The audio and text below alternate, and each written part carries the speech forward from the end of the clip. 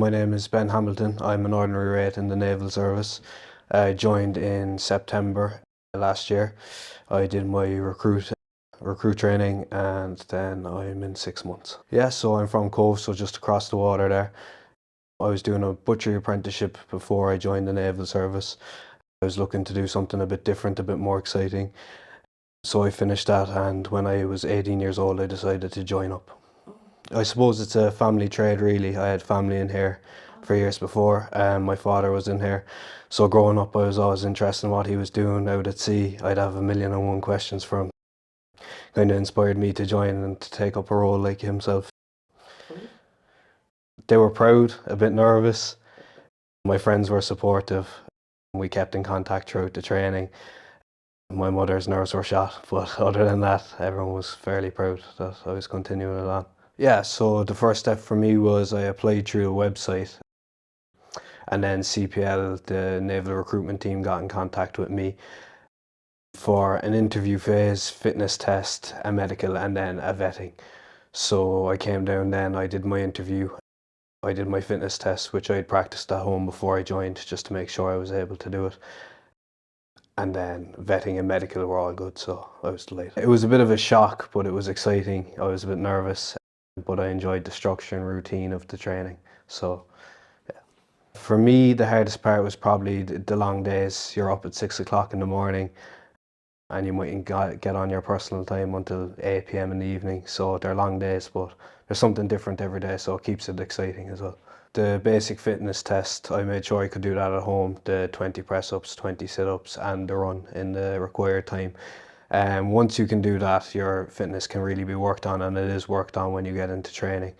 They build you up slowly. It's nothing major at the start. Slow, you do your press-ups, sit-ups, and you're running, and by the end of it, if you play ball with them, you'll become very fit. I knew the training would be challenging and robust, but I did my research online through the website, prepared myself physically and mentally as much as I could, and asked a few people within the service if they had any advice, so that helped calm the nerves. Yeah, it was funny. The first day you're put into a room, you're doing a bit of admin work, doing your paperwork, and everyone's afraid to look at each other.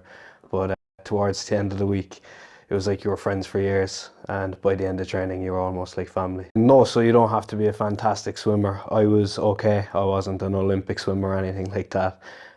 You do a water safety course, and you do a damage control course, which touches off the water safety as well, and they teach you the basics, but you don't need to be able to swim to join the service.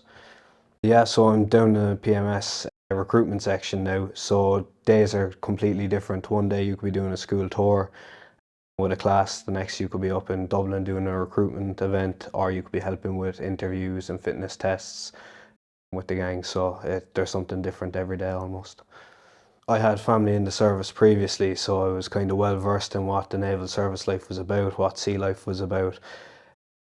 But being in here, the main thing compared to jobs outside of the military is that there is something different every day, and new opportunities pop up every day.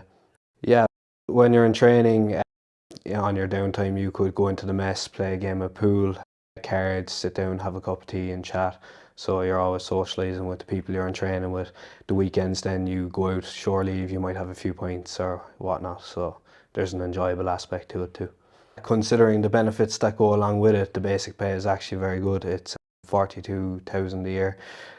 So with the benefits here on base, you have full access to a gym, your medical care is all covered.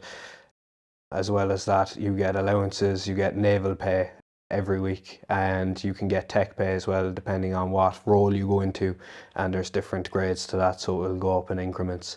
And you also get a seagoing allowance when you're out at sea, which brings up the pay massively if you're saving for a car mortgage. Probably how robust and challenging the training at the start can be if you're not expecting it.